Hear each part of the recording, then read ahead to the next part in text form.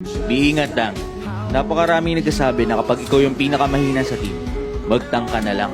Par, hindi mo ba alam na sobrang hirap mag-tank? Tapos sasabihin pa ng iba na pabuhat lang daw ang mga tank.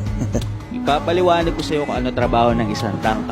Ang tank at support par, sila ang nagdadala ng flow ng laro. Sabi nga, di ba? Walang magiging malakas na core kung hindi magaling ang tank at support.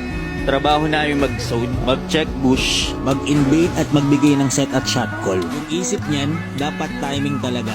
Kasi kapag pumasok siya, alam niya na mayroong follow-up sa mga set niya. Ang mindset ng mga tank guys, isip namin kung paano hindi mababaho, mapoprotektahan at makakapagbigay ng magandang pick-off para lumakas ang kakampi namin. Kaya naman par, Kung may kakampi ka na tank, na alam mong ginagawa ang lahat para ipanalo ang laro, ito yung pinakamagandang gawin mo para hindi mawala ng gana yung tank sa'yo.